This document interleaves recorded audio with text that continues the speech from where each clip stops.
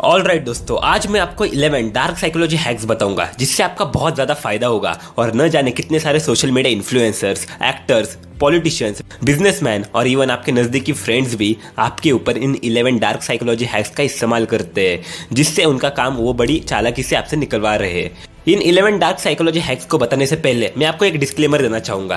Please मजाक मजाक में इन डार्क साइकोलॉजी हैक्स को किसी के ऊपर अप्लाई मत करना, ये बहुत ज़्यादा रिस्की है। इससे रिलेशंस बिल्ड भी होते हैं लेकिन अच्छे अच्छे रिलेशंस चकनाचूर भी होते हैं। बहुत रिस्की है, तो सोच समझ कर अप्लाई करना। सब कुछ बताऊंगा, लेकिन उससे पहले दोस्तों अगर चैनल पर पहली बार आए हो तो चैनल को सब्सक्राइब कर दीजिए, बेल आइकन को दबाइए ताकि आप हमारे वीडियो की हर नोटिफिकेशन देख सके जैसे हम एक नया वीडियो अपलोड करते हैं। First dark psychology, fear mongering. लोगों को डर दिखा के अपना काम करो। फियर मॉन्जरिंग को आपने एक्सपीरियंस किया होगा, जिसे बॉस अपने एम्प्लॉयज पर यूज करते हैं। फॉर एग्जांपल, बॉस अपने एम्प्लॉयज से कहते हैं ये काम बहुत इंपॉर्टेंट है, मुझे आज ही के आज ये काम पूरा कर चाहिए। फिर एम्प्लॉय कहता है सर आई नो ये काम इंपॉर्टेंट है, बट इसे पूरा करने में कम से कम 2 दिन तो लगेगी। फिर बॉस कहते हैं तुम्हें समझ नहीं आता मैंने क्या कहा, मुझे आज ही के आज ये काम पूरा कर चाहिए। अगर नहीं कर सकते तो शाम को अपना रेजिग्नेशन लेटर लेके जाना, मुझे ऐसे कामचोर एम्प्लॉयज की कोई जरूरत नहीं है।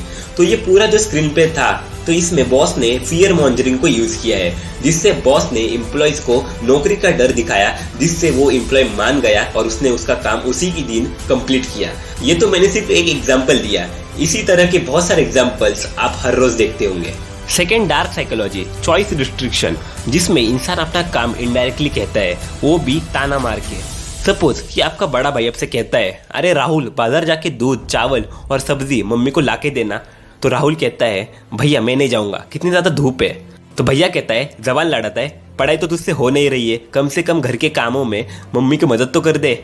तो राहुल गुस्से में जाके पढ़ाई करने के लिए बैठ जाता है। तो इस स्क्रीन प्ले में मेन फोकस था पढ़ाई पर, लेकिन भैया ने डायरेक्टली नहीं कहा बल्कि इनडायरेक्टली कहा। अगर चाहता तो भैया भी इस काम को कंप्लीट कर सकता था। मुझे पता है इस चॉइस रिस्ट्रिक्शन साइकोलॉजी हैक को आपने कभी ना कभी तो एक्सपीरियंस किया ही होगा। Third dark psychology, social proofing, जिसमें लोग क्या कह रहे हैं उससे अट्रैक्ट होना। फॉर एग्जाम्पल, 1 दिसंबर 2023 को रणबीर कपूर की एनिमल मूवी रिलीज हुई और पहले ही दिन मूवी ने वर्ल्ड वाइड अच्छा खासा कलेक्शन किया। और ये करना जायज़ भी था क्योंकि मूवी का ट्रेलर इतने अच्छे से एडिट किया हुआ था, जिसकी वजह से मूवी के एक्साइटमेंट की लेवल बहुत ज़्यादा पीक लेवल पर चली गई थी। लेकिन इसके कुछ नेगेटिव पॉइंट्स भी थे, स्पेशली ये मूवी ए रेटेड थी। दूसरा, इस मूवी में बहुत ज़्यादा वल्गर सीन्स थे। और तीसरा, ये मूवी बहुत ज़्यादा वायलेंस से भरी हुई थी। अब देखो, राहुल जो होता है वो कहता है भैया एनिमल मूवी तो बहुत ज़्यादा ट्रेंडिंग पर चल रही है, इसके गाने रील्स पर बहुत ज़्यादा छाए हुए हैं, लेकिन क्या फ़र्क पड़ता है, मैं तो नहीं देखूंगा। वैसे भी ये मूवी ए रेटेड है और मुझे बॉलीवुड मूवीज़ पसंद नहीं है, मुझे तो टॉलीवुड की फिल्म्स अच्छी लगती है। लेकिन कुछ दिनों बाद ये मूवी बहुत ज़्यादा चर्चा में आ जाती है, स्पेशली वो बॉबी देओल का डांस, जिससे ये मूवी बहुत ज़्यादा हाइप में आ जाती है और सभी इस आजू बाजू के रिव्यूज़ को देख के उस मूवी को जाने की जिद करते हैं। और इसी बीच राहुल भी कहता है ऐसा क्या है इस मूवी में। तो राहुल जाता है अपने भैया के पास और भैया से कहता है चलो भैया हम भी इस मूवी को देख के ही आते हैं, देखते ऐसा क्या है इस मूवी में कि इसको सभी पसंद कर रहे हैं। तो राहुल भी टिकट निकालता है और इस मूवी को देखता है। तो इसे ही कहते हैं सोशल प्रूफिंग, जिसमें राहुल की इच्छा तो नहीं थी इस मूवी को देखने की, लेकिन सभी के ओपिनियंस देख के राहुल ने भी अपना पॉइंट ऑफ व्यू चेंज किया और वो भी इस मूवी को देखने के लिए चला गया। और इसे ही कहते हैं लोगों की बातों से अट्रैक्ट होना, और इसे कहते हैं सोशल प्रूफिंग करना। सभी कहने लगे अच्छा है, तो राहुल ने भी मान लिया कि अच्छा ही है।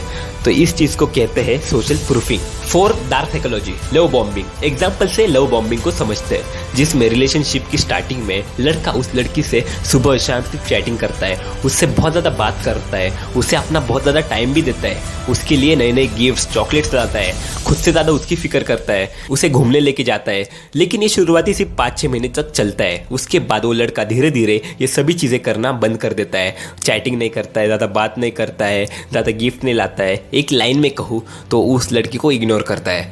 तो इससे होता क्या है, अब इसे सुनो। शुरुआती इनकी रिलेशनशिप अच्छी थी तो इनमें अफेक्शन बढ़ता है दोनों में भी, लेकिन जब 6 महीने बाद लड़का ये सब चीज़ें करने बंद कर देता है तो वो लड़की वही सभी चीज़ें उस लड़के से एक्सपेक्ट करती है, और इसी चीज़ को कहते हैं लव बॉम्बिंग। इस साइकोलॉजी हैक को मेल्स और फीमेल्स दोनों भी यूज करते हैं, लेकिन ये सबसे डेंजरस साइकोलॉजी हैक है जिससे कोई भी आपके वश में आ जाता है। तो इसे किसी के ऊपर अप्लाई मत करना, सिर्फ खुद के प्रोटेक्शन के लिए इसका इस्तेमाल करना। फिर dark psychology hack force teeming. इसमें सामने वाला इंसान खुद की प्रॉब्लम को इस तरह से प्रेजेंट करता है कि आपको ये खुद ही की प्रॉब्लम लगती है।